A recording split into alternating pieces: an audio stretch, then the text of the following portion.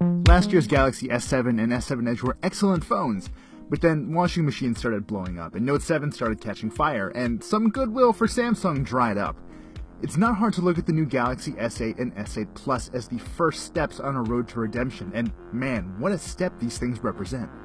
Both devices benefit from a lot of polish and lots of thoughtful decisions, and despite Bixby being pretty half-baked, these are two of the best smartphones money can buy. First off, both phones look and feel incredible, and they're actually really comfortable to hold despite their big screens.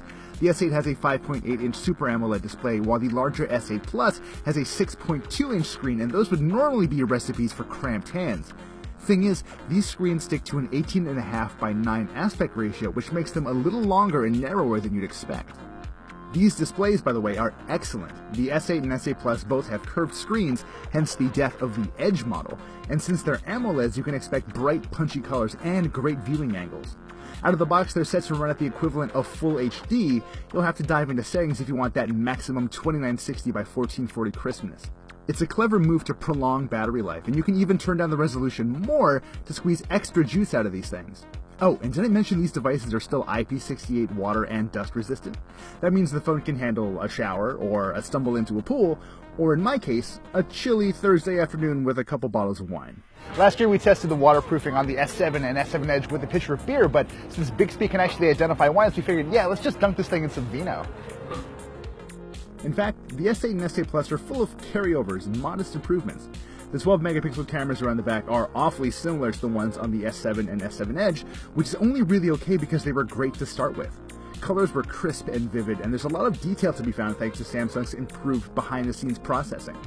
Perhaps the biggest addition to the photographic mix, beyond a very good 8-megapixel selfie camera, are 31 frankly insane Snapchat-style filters. My personal favorite, the one that turned me into a rough-and-tumble cowboy. The batteries are basically the same as the ones in the S7 and S7 Edge as well. In fact, the S8 Plus's 3500 mAh battery is actually a little smaller than the S7 Edge's, but that's alright, they're still pretty great.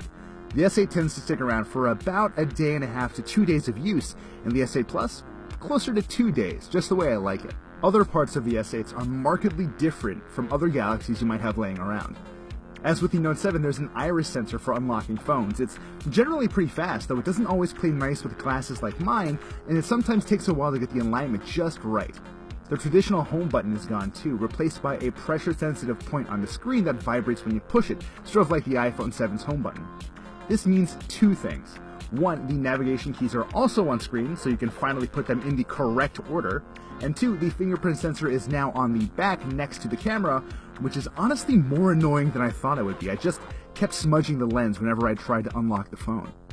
Oh, and the S8s also come with 64 GB of storage right out of the box, which you can expand further with a microSD card.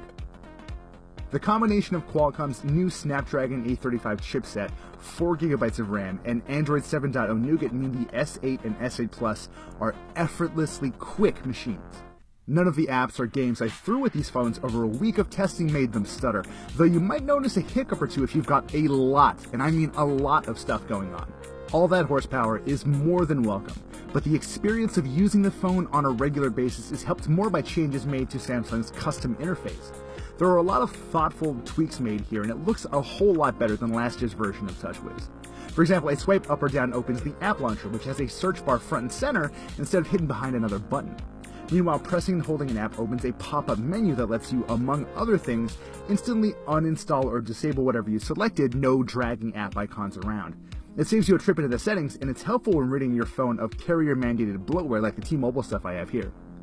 The Edge UX is back too, offering you quick access to your favorite apps, contacts, etc. They're nice, but I often forget they're there. What I don't forget about is Smart Select, the ability to record the screen and make GIFs on the fly. I cannot stop with this. The S8 and the S8 Plus frankly feel more mature and more premium because of these subtle, thoughtful software changes. And then there's Bixby. Long story short, it's a classic case of overhyping and underdelivering, for now anyway.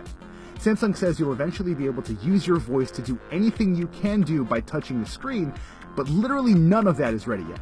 If you want to ask about the weather or see if there are any decent restaurants around, you have to talk to Google Assistant instead. And that's frankly fine by me since the Assistant is already very good. It just sucks that a crucial part of Bixby was not ready for launch. The Bixby we did get has two main parts. The first is Bixby Home. It's a Google Now-like screen that's really helpful for quickly glancing at your next calendar appointment, your daily activity levels, or what's trending on Twitter. It's perfectly serviceable, and I actually check it a lot. Too bad you have to sometimes mash the Bixby button in order to get it to launch. The other part, Bixby Vision, is more interesting. Just point the camera at something and Bixby will try to identify it. From there, you're given options depending on what you're looking at.